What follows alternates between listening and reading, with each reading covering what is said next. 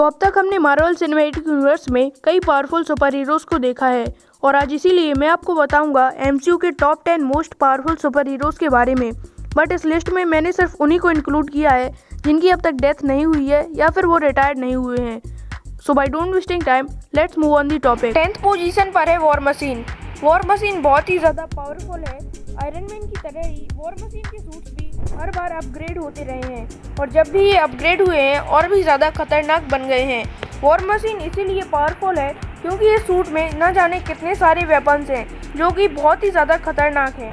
Infinity war और end game में दिखने वाले आर्मर अब तक के सबसे पावरफुल आर्मर हैं, पर मुझे सबसे ज़्यादा पसंद है आयरन मैन 2 में दिखने वाला final fight scene armour. 9th position पर है एंटमैन।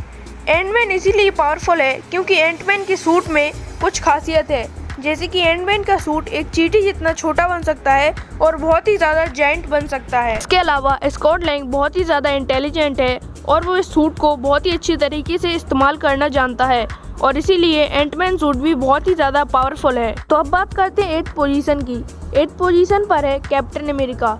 सैम विल्सन का कैप्टन अमेरिका भी बहुत ही ज़्यादा पावरफुल है क्योंकि सैम विल्सन के पास अच्छी खासी ट्रेनिंग है और इसके अलावा सैम विल्सन के पास बहुत से अच्छे वेपन्स हैं, जैसे कि उसके पास है वाइब्रेनियम की विंग्स जिससे वो उड़ भी सकता है, डिफेंस भी कर सकता है और साथ में अटैक भी।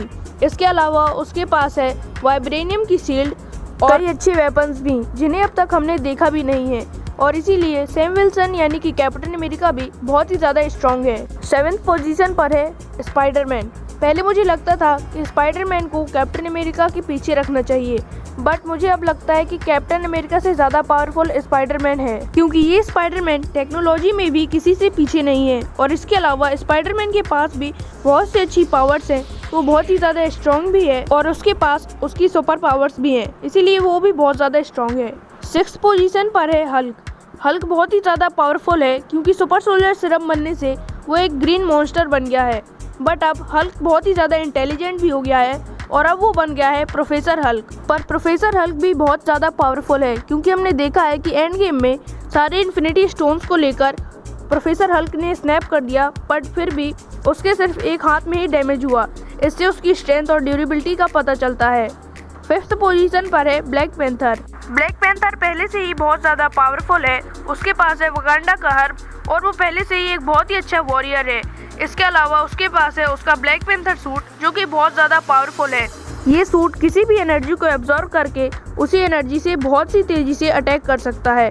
इसके अलावा इनमें है वाइब्रेनियम के क्लॉज और ये सूट खुद वाइब्रेनियम का बना हुआ है और इस पर कोई भी बुलेट या बॉम्ब्स का असर नहीं होता है। इसके अलावा टचाला यानी कि ब्लैक पैंथर के पास बहुत ज़्यादा स्ट्रेंथ और ड्यूरेबिलिटी है, बिल्कुल स्टीव रॉजर्स की तरह। 4th पोजीशन पर है डॉक्टर स्ट्रेंज। डॉक्टर स्ट्रेंज बहुत ही ज़्यादा पावरफुल है और ये एक बहुत ही बड़े मैजिशियन है जो कि बहुत ही अच्छा मैजिक कर सकते हैं। ये किसी भी एनर्जी को किसी भी वेपन में बदल सकते हैं, जैसे कि शील्ड या फिर कोई अटैक करने वाला वेपन। डॉक्टर स्ट्रेंज कहीं भी ट्रांसपोर्ट भी हो सकते हैं। बात करते हैं 3rd पोजीशन की, तो 3rd पोजीशन पर है Thor. Thor God of thunder है और इसीलिए भी बहुत ज़्यादा पावरफुल है। इसके अलावा थॉर के पास है म्यूनियर और स्टॉर्म ब्रेकर जैसे डेडली वेपन्स जो कि किसी को भी मार सकते हैं। इन्फिनिटी वॉर में लगभग थेनोस को उसने हरा ही दिया था स्टॉर्म ब्रेकर की मदद से, बट एंड गेम में डिप्रेस्ड होने की वजह से थॉर ये नहीं कर पाया और इसीलिए ये इस लिस्ट में थोड़ा पीछे है। बट फिर भी थॉर अभी भी बहुत ज़्यादा पावरफुल है। वो पूरी लाइटनिंग को कंट्रोल कर सकता है और उसके पास ऐसे 2 डेडली वेपन्स हैं और इसीलिए थॉर अभी भी बहुत ज़्यादा पावरफुल है और इस लिस्ट में 3rd पोजीशन पर है। 2nd पोजीशन पर है कैप्टन मार्वल। कैप्टन मार्वल को पावर्स मिली है एक इन्फिनिटी स्टोन से और इसीलिए वो बहुत ही ज़्यादा पावरफुल हो गई है। उसके पास सुपर स्पीड आ गई है, वो कहीं भी उड़ सकती है और किसी को भी हरा सकती है। कैप्टन मार्वल के पास बहुत ही ज़्यादा पावर्स हैं और एक टाइम पर तो एंड गेम में उसने थेनोस को भी हरा दिया था, जब तक थेनोस ने एक इन्फिनिटी स्टोन का यूज़ नहीं किया था। सो 1st पोजीशन पर है वांडा यानी कि स्कारलेट विच। वांडा बहुत ही ज़्यादा पावरफुल है, वो भी बहुत ही अच्छी तरीके से क्योस मैजिक कर लेती है। इसके अलावा वांडा को भी पावर्स इन्फिनिटी स्टोन से ही मिली है और वो इस एनर्जी को एक वेपन की तरह भी यूज़ कर लेती है। वांडा किसी का भी माइंड कंट्रोल कर सकती है और सबसे बड़ी बात वो एक रियलिटी भी क्रिएट कर सकती है, यानी कि अभी सबसे ज़्यादा पावरफुल सुपर हीरो है वांडा यानी कि स्कारलेट विच। तो गाइस ये था आज का वीडियो जिसमें मैंने आपको बताए एमसीयू के top 10 most powerful super heroes.